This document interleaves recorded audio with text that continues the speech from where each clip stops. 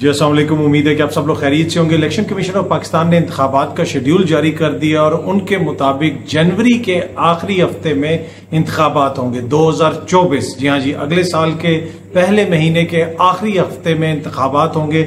अब इसमें बड़ा क्वेश्चन ये है कि अगर आपने इंतखाबात करवाने हैं और जनवरी के आखिरी हफ्ते में करवाने हैं तो उस हफ्ते में 7 दिन हैं, तो उसमें से कोई तारीख दे दी जाती तो पता होता कि ये हतमी तारीख है।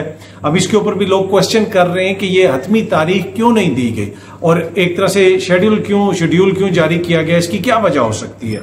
अब आज ही एक मेरी कानूनी माहिर से बात हो रही थी, उन्होंने कहा कि ये जो इंतखाबात का मसला है ये हमें सुप्रीम कोर्ट की तरफ जाता हुआ दिखाई दे रहा है, इसलिए कि सुप्रीम कोर्ट बार एसोसिएशन जो है वो पहले ही सुप्रीम कोर्ट में एक पिटीशन दायर कर चुकी है। आबिद जुबैरी साहब सदर हैं सुप्रीम कोर्ट बार एसोसिएशन के, उनकी एसोसिएशन जा चुकी है सुप्रीम कोर्ट में और उन्होंने ये मुतालबा किया है कि इंतखाबात 90 रोज के अंदर करवाएं। तो अब ये मामला जाएगा सुप्रीम कोर्ट ऑफ पाकिस्तान में। तो कुछ कानूनी माहिरीन की ये राय है कि ये एक तरह से इलेक्शन कमीशन ने अपने आप को कुशन दे दिया है, होता है थोड़ी सी हिफाजती बंद बांध दिया है अपने फैसले के आगे, इसलिए कि अगर सुप्रीम कोर्ट इस पिटीशन को टेकअप करती है, काजी फाइज ईसा साहब इस पिटीशन को टेकअप करते हैं, कोई बेंच बनाते हैं और वो बेंच ये मुकदमा सुनता है और वहां पे इलेक्शन कमीशन से पूछा जाता है कि जनाब आप इलेक्शन की डेट क्यों नहीं दे रहे, वो कहेंगे जी हमने तो शेड्यूल दे दिया है, हमने जारी कर दिया शेड्यूल और शेड्यूल के मुताबिक जनाब जनवरी के आखिरी हफ्ते में इलेक्शन होंगे। अब हतमी तारीख नहीं दी गई और आखिरी हफ्ते के अंदर क्या इंतखाबात होंगे या नहीं होंगे, क्या ये हतमी बात है,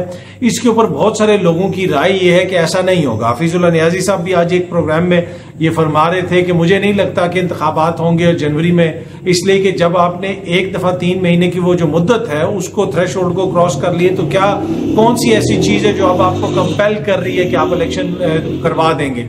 इसलिए कि 3 महीने की वो मुद्दत तो वैसे ही गुजर चुकी है, जनवरी तक वो गुजर चुकी होगी। तो अब देखते हैं कि इंतखाबात होते हैं या नहीं होते, लेकिन ये एक राय है कि ये इलेक्शन कमीशन ने इंतखाबात करवाने के बजाय अपने आप को एक तरह से लीगल कवर दिया है, एक आर्ग्यूमेंट दिया है सुप्रीम कोर्ट के अंदर आर्ग्यूमेंट पेश करने के लिए अगर मुकदमा सुप्रीम कोर्ट में चलता है। अब ये मुकदमा सुप्रीम कोर्ट में चलेगा या नहीं चलेगा वो तो वक्त ही बताएगा। बाकी काजी फाइज ईसा साहब ने कहा जब तक उस मुकदमे में कोई फैसला नहीं आ जाता, ये सामने आप खबर भी देख सकते हैं, प्रैक्टिस एंड प्रोसीजर केस के फैसले तक हसास मुकदमात की समाअत नहीं होगी चीफ जस्टिस। तो यानी हसास उसमें फौजी वो ट्रायल्स वाला मसला भी है, सिविलियंस का 90 रोज के इंतखाबात का मसला भी है। तो लगता ही है कि काजी फाइज ईसा साहब तब तक उन मुकदमात को टेकअप नहीं करेंगे जब तक इस मुकदमे का कोई फैसला नहीं हो जाता। अच्छा, एक और चीज जो हमने नोट की उस मुकदमे में जो फुल कोर्ट बेंच बैठा था, सारे बनाया गया बेंच, तमाम जज साहिबान उसमें तशरीफ फरमा थे, वहां पे जस्टिस आयशा मलिक साहिबा भी थी। उन्होंने एक बड़ा इंपॉर्टेंट क्वेश्चन उठाया, उन्होंने पूछा कि जनाब अगर ये इसमें हम अपील का राइट वगैरह दे रहे हो और उसमें होगा ये कि लार्जर बेंच जो है वो अपील सुनेगा, पर अगर फुल कोर्ट ही किसी मुकदमे का फैसला कर दे तो फिर इट मींस कि उस मुकदमे में तो फिर अपील का कोई राइट नहीं होगा, फुल कोर्ट के बाद कौन सा लार्जर बेंच बन सकता है। तो उन्होंने ये बड़ा इंपॉर्टेंट क्वेश्चन उठाया और जाती तौर पे मुझे 2 जज साहिबान जिन्होंने बहुत मुतासिर किया, जिनकी क्वेश्चनिंग ने उस दिन उनके पॉइंट्स ने जो पॉइंट ऑफ लॉ उन्होंने उठाए वहां पे, उसमें मुनीब अख्तर साहब और जस्टिस आयशा मलिक साहिबा ने।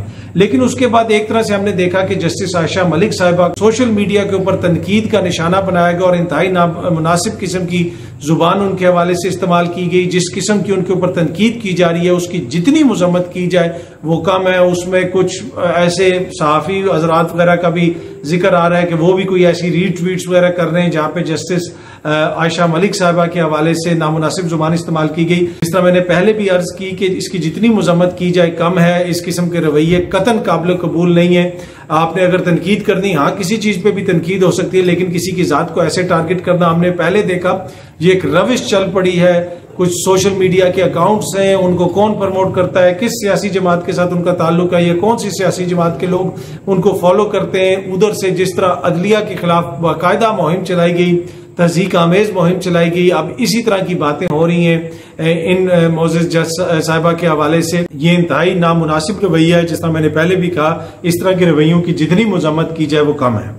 अच्छा जी, इमरान खान साहब को अदालत ने तलब कर लिया, ये खबर सामने आप देख सकते हैं। गैर शरई निकाह केस में चेयरमैन पीटीआई को अदालत ने तलब कर लिया है। इस खबर के मुताबिक सिविल जज जो हैं कुदरतुल्लाह, उन्होंने तलबी का समन जारी कर दिया और चेयरमैन पीटीआई को 25 सितंबर को जेल से अदालत में पेश करने का हुक्म दिया। उन्होंने जेल हुकाम को कहा है कि इमरान खान साहब को अदालत में पेश किया जाए। ये जो उनके ऊपर मुकदमा है वो गैर शरई निकाह, आपको पता है 200 मुकदमात हैं उनके ऊपर, मुख्तलिफ नौइयत के मुकदमात हैं, गद्दारी का मुकदमा, ये मुकदमा, वो मुकदमा, और उसमें एक उनके निकाह का मुकदमा भी है कि जी उनका निकाह ही गैर शरई है, ये मुकदमा भी चल रहा है। तो इससे आप अंदाजा लगा सकते हैं कि कितने ज्यादा उनके ऊपर मुकदमात चल रहे हैं। और ये जो इलेक्शंस की डेट है, जो आखिरी हफ्ता है, ये तब तक जो है वो इलेक्शंस नहीं होंगे जब तक उनको यकीन नहीं हो जाएगा कि इमरान खान की सियासी कुव्वत वो नहीं रही है। लेकिन मुझे ये अचीव होता हुआ दिखाई नहीं दे रहा है।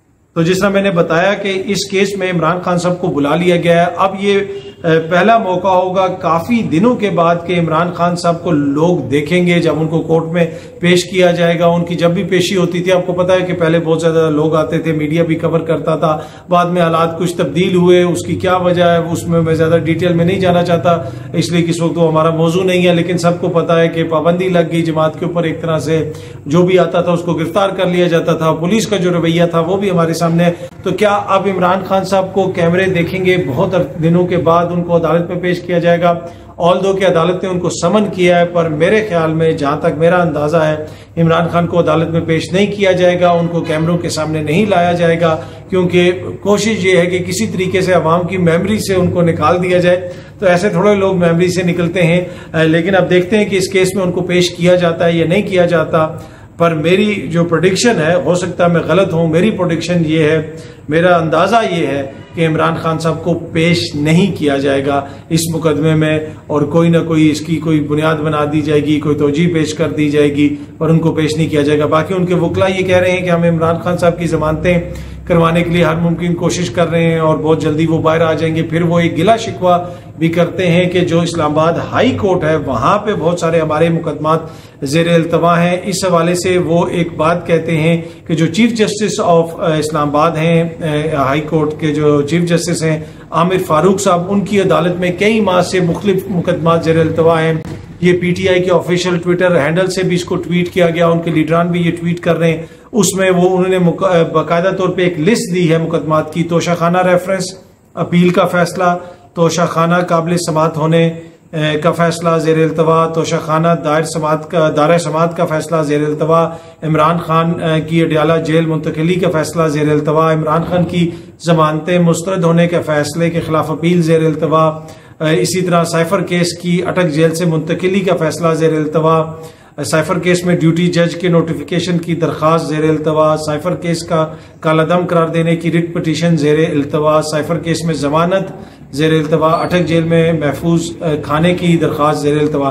तो वो ये कहते हैं कि चीफ जस्टिस ऑफ जो इस्लामाबाद हाई कोर्ट है आमिर फारूक साहब, उनकी अदालत में बहुत सारे मुकदमात ज़ेर इल्तवा हैं। ये उनका गिला शिकवा। ऑल्दो के इमरान खान साहब के वकला ये बाकायदा तौर पे बार बार कह चुके हैं कि आमिर फारूक साहब को वो मुकदमात नहीं सुनने चाहिए, क्योंकि उनके ऊपर अदम एतमाद का इजहार कर चुके हैं इमरान खान साहब।